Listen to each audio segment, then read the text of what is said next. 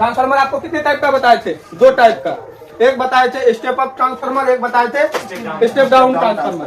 तो step up transformer का क्या काम था बाबू? कि लो वोल्टेज से हाई वोल्टेज में बदलना, मतलब लो करंट को हाई करंट में बदलना। और स्टेप डाउन ट्रांसफार्मर का क्या मतलब था? कि हाई वोल्टेज को लो वोल्टेज में। हम लोग के घरों में जो ट्रांसफार्मर यूज होता है, हम लोग घर में चलाते हैं ना ट्रांसफार्मर, कहाँ पर? यहाँ जो बगल में लगा है ट्रांसफार्मर, आप लोग के घर में आस पड़ोस में भी लगा होगा, वहां पर कौन सा ट्रांसफार्मर लगा होगा? स्टेप डाउन ट्रांसफार्मर, क्योंकि वह 11,000 से जुड़ा होता है, ना 11,000 से जुड़ा होता है। और जाके वह किस में बदल देता है?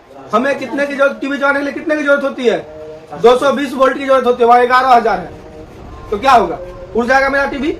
इसलिए हम लोग वहाँ ट्रांसफार्मर का यूज करते हैं, जो किसी बिना शक्ति ह्रास के उच्च ऊर्जा से निम्न ऊर्जा उच्च वोल्टेज से निम्न वोल्टेज तथा निम्न वोल्टेज से उच्च वोल्टेज में बदलता है, तो वह ट्रांसफार्मर कहलाता है। ट्रांसफार्मर का 2 पार्ट होता है, एक स्टेप अप ट्रांसफार्मर और एक स्टेप डाउन ट्रांसफार्मर। तो स्टेप अप ट्रांसफार्मर का क्या काम है? कि यह लो वोल्टेज को हाई वोल्टेज में बदलता है। और इसका ट्रांसफॉर्मेशन रेशियो क्या होता है? 1 से ज्यादा होता है ट्रांसफॉर्मेशन रेशियो, देखिए जाके। और एक स्टेप डाउन ट्रांसफार्मर था, उसमें क्या बताए थे? कि यह हाई वोल्टेज को लो वोल्टेज में बदलता है, जिसको अपचाई, और जिसको हम हिंदी में क्या बोलते हैं? अपचाई ट्रांसफार्मर। जो हाई वोल्टेज को किसमें बदल लेता है? निम्न वोल्टेज में, लो वोल्टेज बदल लेता है, तो वह क्या कहलाता है? अपचाई ट्रांसफार्मर कहलाता है। तो ट्रांसफार्मर देखिए, यह किस पर डिपेंड करता है? कॉइल पर। किस पर डिपेंड करता है? कॉइल पर। आपको बताए थे ना,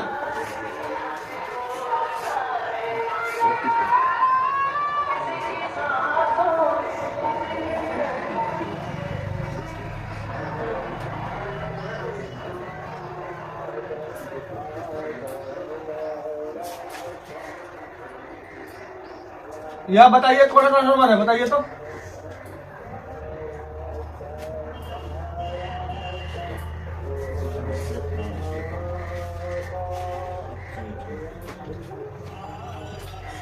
ये कौन सा ट्रांसफार्मर होगा?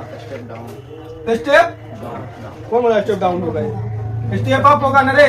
इसमें NP और यह NS है, ये सेकेंडरी कॉइल, ये प्राइमरी कॉइल। अधिक कौन कॉइल है सर? तीनों इसमें, एक तो 2 है, इसमें 1 2 3 गो है।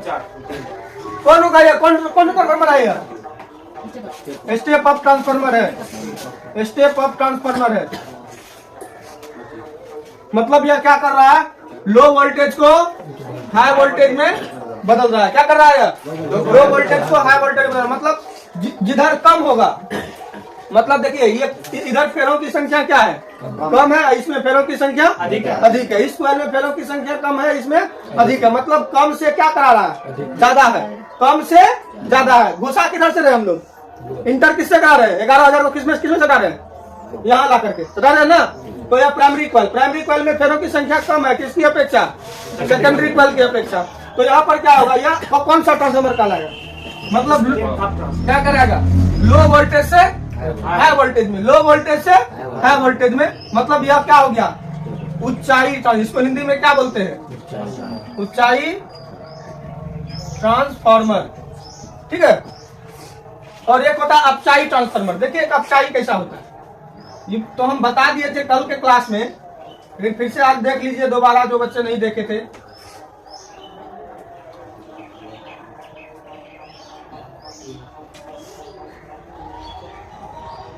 देखिए इसमें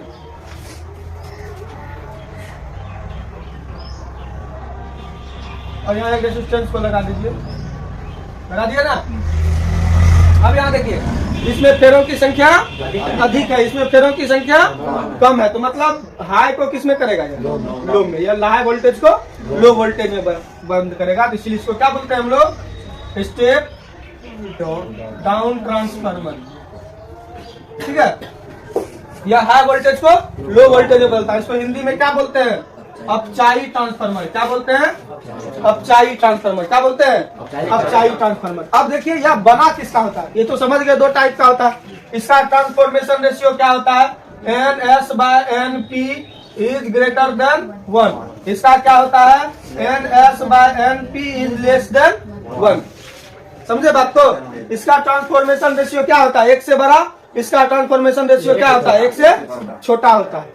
चलिए अब इसका कंस्ट्रक्शन देखिए क्या होता है कि आप स्टेबलाइजर देखे होंगे, स्टेबलाइजर देखे हैं, उसमें सबसे जब वो खोलता है उसको खुला हुआ देखे स्टेबलाइजर को आप लोग खुला हुआ देखे हैं, तो उसमें देखे होंगे सबसे भारी एगो मिला होगा आपको, भारी वाला मिला है क्या मिला है, जो कि लोहे का एक लोहा का पत्थर कैसे एकदम पूरा चौड़ा सा बना होता है, देखे है ना, कहीं कहीं फेकलो मिल जाता है, उसमें तार लपटा हुआ रहता है, जो एकदम गोल टाइप का ऐसे पेट ऐसे निकला हुआ रहता है, दोनों साइड निकला रहता है, तो वही वहाँ ट्रांसफार्मर है, वहाँ क्या है वह ट्रांसफार्मर है, और वो क्या करता है भाई कि वह वोल्टेज को कंट्रोल करता है, मतलब हाई वोल्टेज हो गया तो वह लो वोल्टेज में बदल लेगा उसको, और लो वोल्टेज है तो हाई वोल्टेज, उसमें एक काम और करता है जेनर डायोड, इसमें जेनर डायोड भी लगा होता है।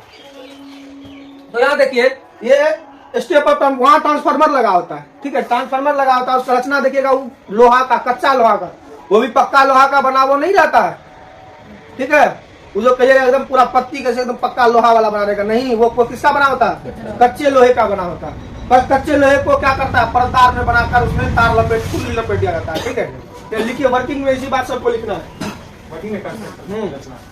रचना में पहले रचना लिखिए, ट्रांसफार्मर में कच्चे लोहे का एक,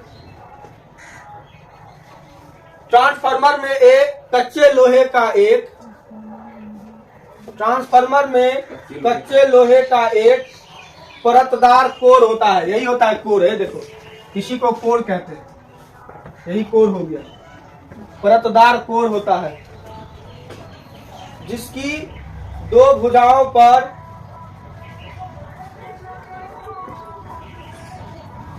जिसकी दो भुजाओं पर तांबे के तार के दो कुंडलियों को, तांबे के तार के दो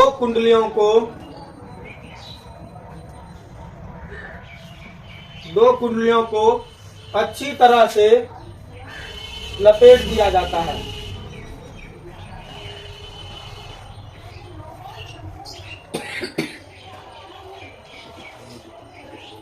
देखिए जिस कुंडली को एसी जिस कुंडली को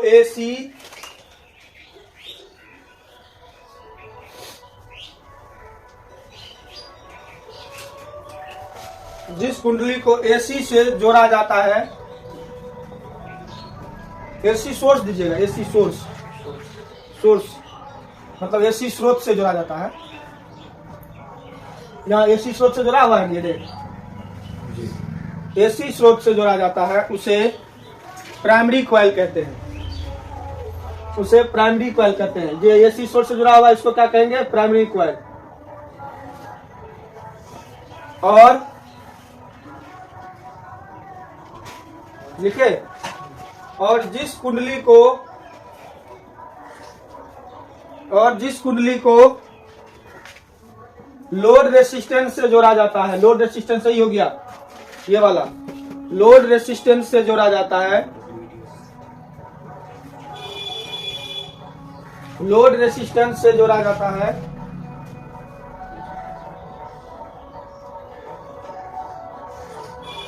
उसे सेकेंडरी कॉइल कहते हैं,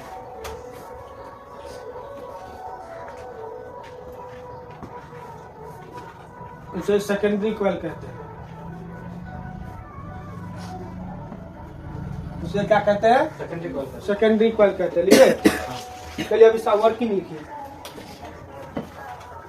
अब इसका वर्किंग लिख लीजिए, वर्किंग मतलब कार्य विधि कैसे होता है इसका,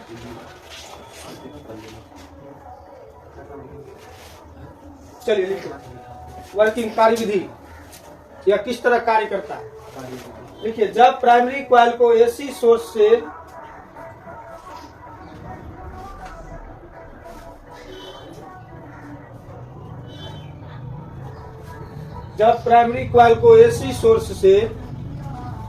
जोड़कर धारा प्रवाहित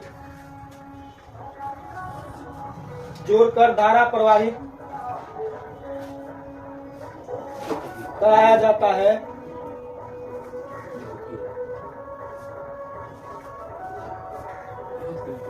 धारा प्रवाहित कराया जाता है, ठीक है, तब चुंबकीय फ्लक्स में परिवर्तन होता है।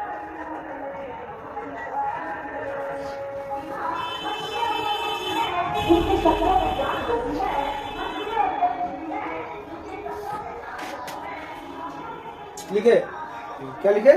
चुंबकीय फ्लक्स में परिवर्तन होता है जिसके फलस्वरूप सेकेंडरी कॉइल में इंड्यूस्ड ईएमएफ उत्पन्न होता है।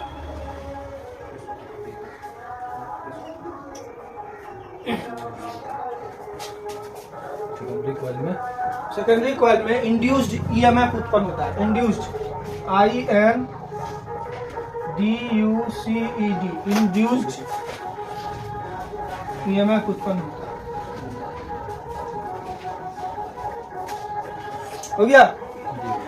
चलिए अब इसका थोड़ा सा डेरिवेशन है। मतलब यह क्या कर रहा है, पहले कॉइल में जब हम पहले कॉइल को क्या करते हैं, प्राइमरी कॉइल को एसी सोर्स से जोड़ देते हैं तो उस कंडीशन में क्या होता है, उसमें धारा प्रवाहित होने लगेगा। जोड़ेंगे तो धारा प्रवाहित होगा ना, और धारा प्रवाहित होगा तो इस कुंडली में मैग्नेटिक फ्लक्स में क्या होगा, परिवर्तन होगा। चुंबकीय फ्लक्स में परिवर्तन होगा। चुंबकीय फ्लक्स में परिवर्तन दूसरे में क्या हो जाएगा, क्या चीज उत्पन्न हो जाएगा, इंड्यूस्ड ईएमएफ उत्पन्न हो जाएगा। अब इसका देखिए थोड़ा सा डेरिवेशन को हम लोग देख लेते हैं। बहुत ही आसान सा डेरिवेशन है। आपको बताए थे मैग्नेटिक फ्लक्स में परिवर्तन होगा जितना वह डायरेक्टली प्रोपोर्शनल किसका होगा, फेरों की संख्या के। मतलब फाई पी जो बढ़ेगा वह फेरों की संख्या बढ़ेंगे तो मैग्नेटिक फ्लक्स में परिवर्तन भी बढ़ेगा। सीधा सा बात है। यहां देखिए, यदि क्या चीज, प्राइमरी कॉइल में चुंबकीय फ्लक्स में परिवर्तन किसके लिए, यदि प्राइमरी कॉइल के लिए, किसके लिए बबुआ, प्राइमरी कॉइल के लिए फाई पी प्राइमरी पर हो गया, पी पर प्राइमरी, फाई मतलब चुंबकीय फ्लक्स में परिवर्तन को क्या कहते हैं, फाई डायरेक्टली प्रोपोर्शनल टू किसके होता है, फेरों की संख्या के। फिर सेकेंडरी कॉइल के लिए क्या होगा परिवर्तन, फाई एस होगा, सेकेंडरी एस फॉर सेकेंडरी होता है ना, तो ये इसमें भी परिवर्तन होगा तो सेकेंडरी कॉइल में भी परिवर्तन होना चाहिए क्या, तो ये डायरेक्टली प्रोपोर्शनल होता है इसका। तो यहाँ देखिए प्रोपोर्शनल हो गया तो यहाँ पर क्या हो जाएगा बताइए तो। अब इसका रेशियो निकालते हैं, इसका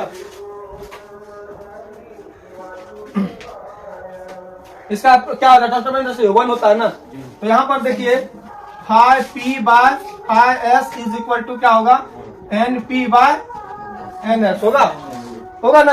अब देखिए इसको इधर ले जाइए, क्या होगा, phi P is equal to क्या होगा, N P by N S into phi S.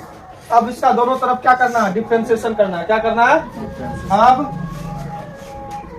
दोनों तरफ अवकलन करने पर, अब डिफ्रेंसिएशन का हिंदी क्या होता है, अवकलन करने पर, तो क्या होगा, D upon D T phi P is equal to D upon D T N P by N S into phi S. तो ये दोनों कांस्टेंट है, बाहर आ जाएगा तो D phi P upon D T is equal to क्या होगा, N P upon N S into D phi S by D T. तो यहाँ पर देखिए क्या होगा, मैग्नेटिक फ्लक्स में परिवर्तन से क्या चीज निकलता है आपको, चुंबकीय इंड्यूस्ड ईएमएफ निकलता है। तो मतलब E P is equal to क्या हो जाएगा, N P by N S into E S. ये सेकेंडरी कॉइल में मैग्नेटिक फ्लक्स में परिवर्तन होगा। तो ये देखिए ये यहाँ आएगा तो क्या, इसको इधर लाइए, तो E P by E S is equal to N P by N S. इसको इक्वेशन क्या करो, 1 मान लो, ठीक है। अब चलिए, चूंकि पावर यहाँ पर आपको क्या बताए थे, बिना शक्ति ह्रास के ये बदलता है। इसमें पावर लॉस क्या होता है, अब पावर लॉस क्या होता है, इसमें पावर लॉस 0 होता है। क्या होता है, जब पावर लॉस 0 हो जाएगा तो पावर लॉस का क्या होता है,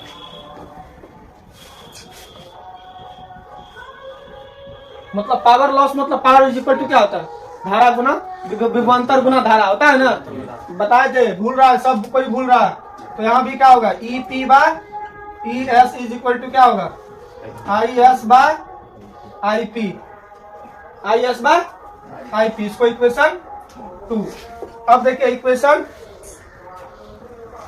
1 2 से, इक्वेशन 1 2 से, और यहाँ 5 भी दे देते हैं, इसको 1 मान लेते हैं, इसको 2 मान लेते हैं, इसको 3 मान लेते हैं। अब इक्वेशन 1, अब इक्वेशन 1 2 तथा 3 से, जब 3 से देखिए, इसमें भी देखिए क्या है,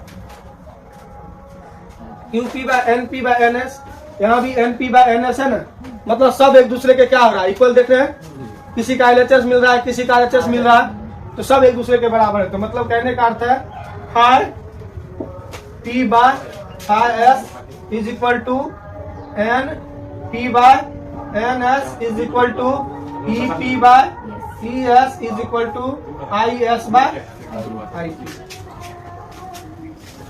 यही है, ठीक है।